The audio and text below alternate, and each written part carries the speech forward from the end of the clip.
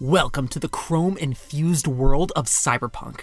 If you were to type in cyberpunk into Wikipedia, you'd get a subgenre of science fiction in a dystopian, futuristic setting that tends to focus on the combination of low life and high tech.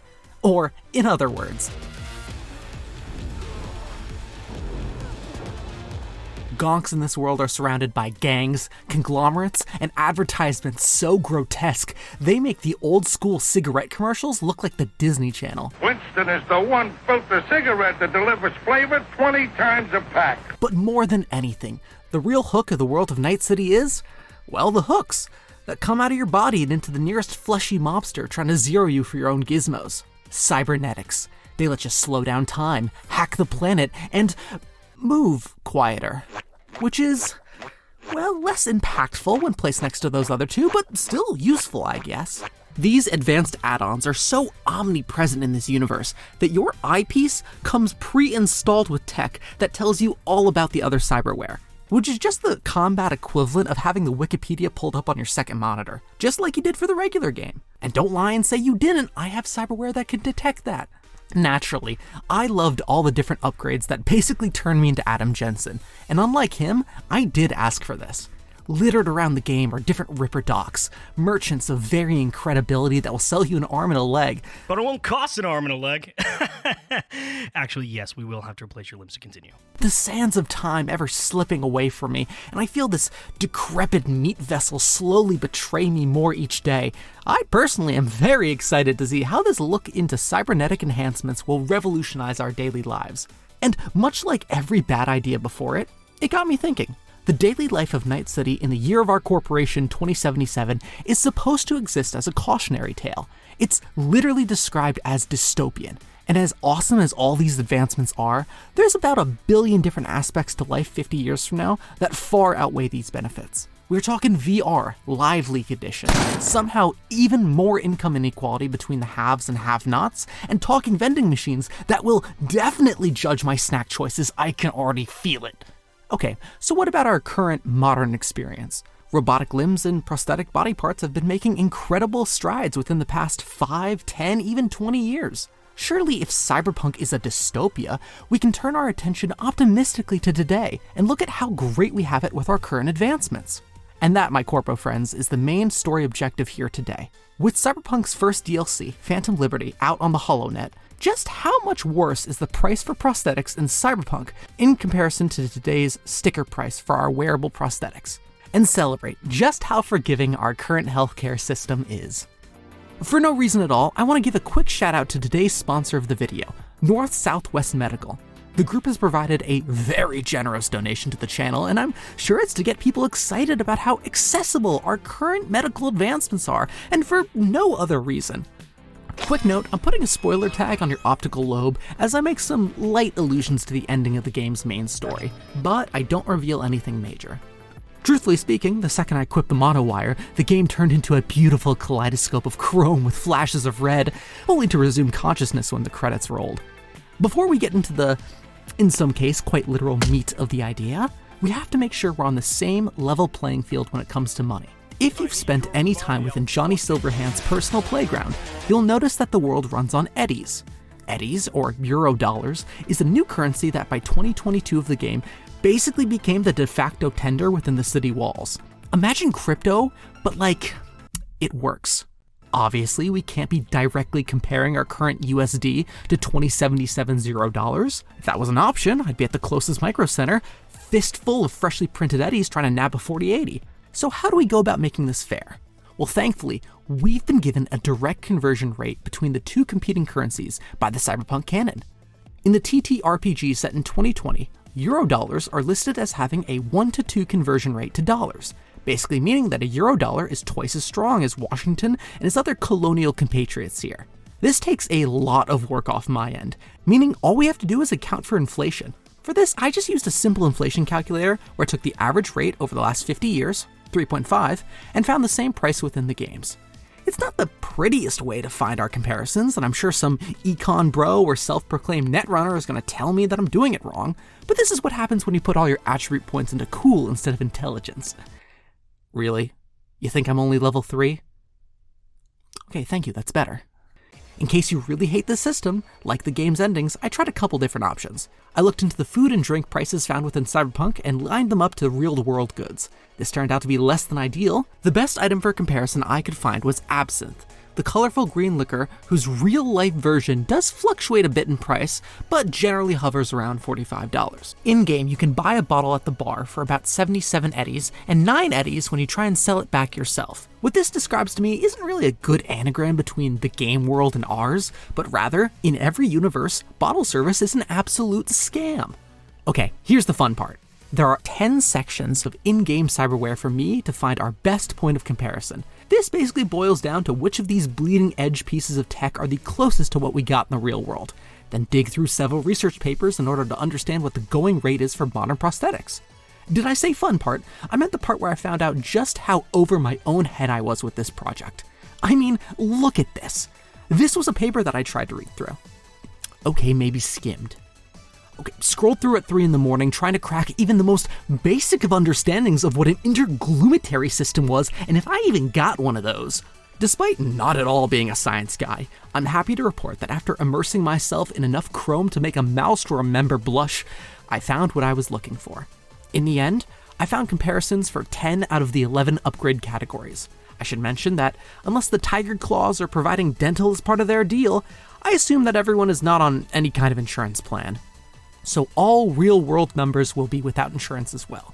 I should probably get the one I couldn't find out of the way first, which was the operating system. Unlike the later contraptions, which get into things like bones or organs, this is definitely the most fantastical of the augments, with each 3 major groups getting a more insane power than the last. Berserker units boost the body to give superhuman strength and resilience. Cyberdecks make quick hacking your targets a breeze, and Sandevistans take it entirely over the line by bending the very rules of space-time for your little crime spree. While I can't rule out anything the military's got stored up in those labs, I have to chalk this area down as a no-go for general civilian use. But honestly, that might be for the best. When I hear operating system, my mind goes to the types that are currently on the market and imagine what a pain it would be to have to upgrade yourself with every new model. Or worse, updating your family. Okay, Grandpa, I hear that your operating chip is on the fritz again. I'm just gonna do a quick system refresh, okay? What? I never understand any of this newfangled doohickeys. You know, Okay, back let's in put my you in day, safety right? mode. Check Windows for updates and... What the... Mom! Grandpa's still on Windows Vista! I thought I told you to update him years ago! With that out of the way, let's just get down to the list and see how bleak our future really is. Starting with the component that only people who are subscribed with a notification bell turned on are using. That's right, we're cracking onto the brain. Now, in-game, they are very specific when talking about which section of the brain we're dealing with, namely the frontal cortex, which is associated with motor skills and abstract thinking. I'll admit, this section is probably my biggest stretch in finding a reasonable point of comparison, since this isn't really an area modern science has a lot of easily accessible advancements yet, and dealing with the brain is both a surgical and technical nightmare. Not to mention, I'm not working with the greatest of components either. The game deals in some pretty convoluted concepts in this section, like memory boosts or installing Norton on your brainstem. But there's one that we can work with, the bioconductors. The closest bet we have to the real world is a spinal cord simulator. This prosthetic, which falls under the sensory section of neuroprosthetics for pain relief, works to mask the pain through light levels of electricity. This lines up with the description provided for bioconductors, a piece that facilitates superconductivity in the circuitry that connects the body's cyberware. Both are involved in electrical signals that lessen the impact on the body and get everything working together properly. After putting our 50,000 creds into the calculator, we're left with 13K in USD. Looking at the going rate for spinal cord stimulators, you're looking at about 15 to 50K uninsured and out of pocket. It's close, but cyberware does beat us out in this category. Considering how brain research is still in its infancy, this is kind of understandable. I'm sure we'll find better comparisons in other places. Moving up to the next part of the body to get a tune-up, it's the face, but more specifically your eyes. The game starts you off with a shiny pair of Kiroshi optics for free, so we're not going to count those against our current times peepers. Instead, we're going to want to see Night City in 8K Retina display. So we're going all the way up to the highest quality eyes credits can buy, a cool 16.9 thousand eddies. Adjusted for our current prices, that winds up being about 4.5k USD, which is quite low for the gift of sight. When compared to today, an acrylic eye or implant is likely to cost you 2.5 to 8.3k in costs without insurance, which is a jump that'll have you doing a double take at the bill. I'm sure these are just flukes. What about the circulatory system, used to get the blood flowing in tandem with that heavy EDM music during fight scenes? There were a couple good options here, but I went with a simple blood pump, which in-game goes for 33,000 eddies, and in real life goes for 47k to 51k dollars. So, I don't even need to do a conversion for that. Okay. So the first three were a little expensive, big deal. Next up is the immune system, basically the body's collection of organs and cells that protect against infection. In-game, it provides a myriad of damage mitigation and resistances. For our point of reference, I went with a detoxifier, which performs blood dialysis. That sounds like a prosthetic kidney to me, and at a sticker price of only 8,000 eddies, wow, that is low. I mean, the best I could find online was 30 to 50k for an artificial kidney, and 15k for 3 dialysis treatments. That's insane! I mean, under this system, you could technically sell your kidneys, buy a detoxifier, and make a profit. We'll find luck in the nervous system, right? This section deals entirely in mobility and reflexes. I found neofibers, or synthetic muscle fibers. There are 2 options here for real-world use. Either autografts, taking muscle tissue from your own body, or allografts, which is taken from a donor. Look, in either case, they're more expensive than neofibers. 50.8k eddies turned into 13.5k USD, costing 15.4k, but could climb all the way up to $26,000. Alright, I'm going to have to find a good point of comparison at some point. What about that thing I didn't have? The interglumatory system.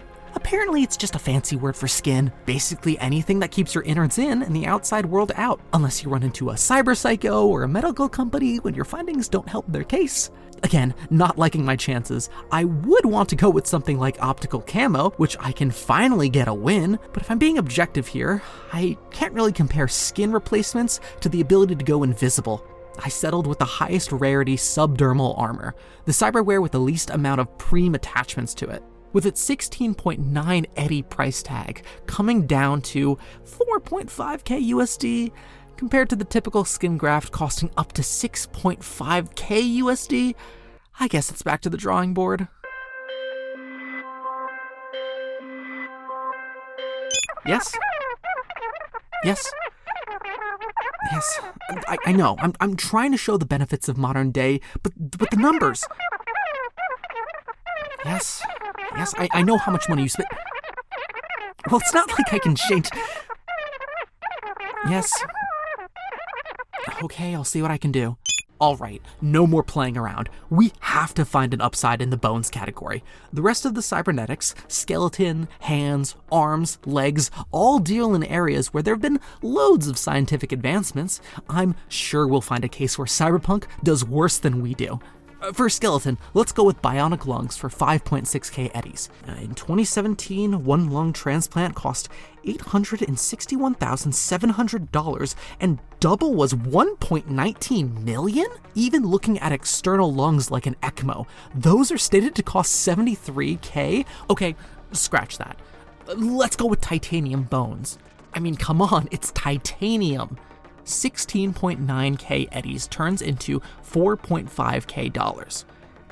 That's expensive, right? Without health insurance and elbow replacement surgery costs a total of 3.5k to 40k or more. Cyberpunk's bones cost less than the surgeon's fee alone.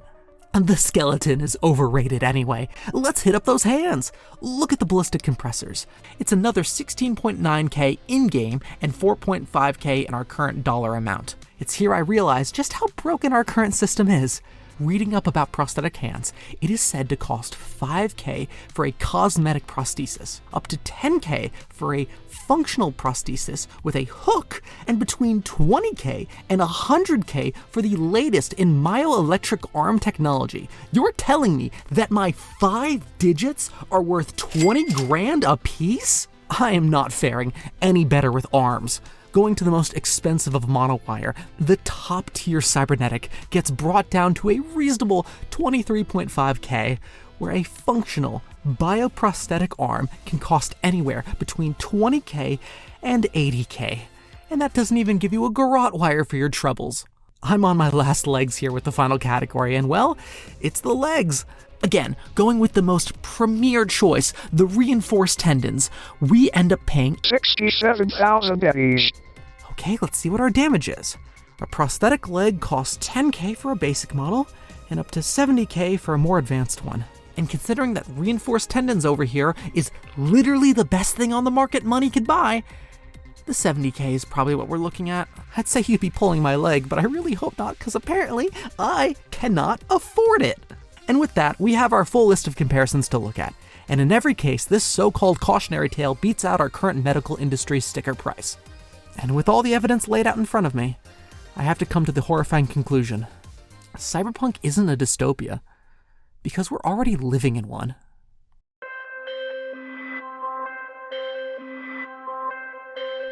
Hello? Ah, yes, West East North Medical. Yes? Well, I think you're missing the point. It's just... No. All right, well, thank you for the I'm sad to say that Southeast Northwest Medical has decided to cancel its sponsorship for today's video, which is a pretty major bummer for me because I already used that sweet pharma money to buy myself some sick new gorilla arms. So if you need me, I'm gonna try that whole kidney strat to make rent this month. Thank you for watching. This video has been a long time in the making, so I hope you enjoy. Maybe enough to subscribe. I certainly cannot claim to know much about prosthetics since this is my first time researching the subject. So if I got anything wrong, or if you have any insights, feel free to put them in the comments section so others can learn too. There was a lot more I wanted to include in this video, such as L codes and other insane things about the current medical industry, but we'd be here all day. In the meantime, please consider donating to your local prosthetic nonprofits so that we can actually help those affected by these insane prices. I've listed some reputable ones down below. As you can tell from my, well, sporadic upload schedule, these videos take a fairly long time to make, especially if the game changes the prices on me. But I'm actively trying to work on getting them out at a faster rate than GTA releases. So I recommend hitting the bell button so you're the first one here when the next one drops. Again, thank you for watching Crystal Crown, and I will see you in the next one.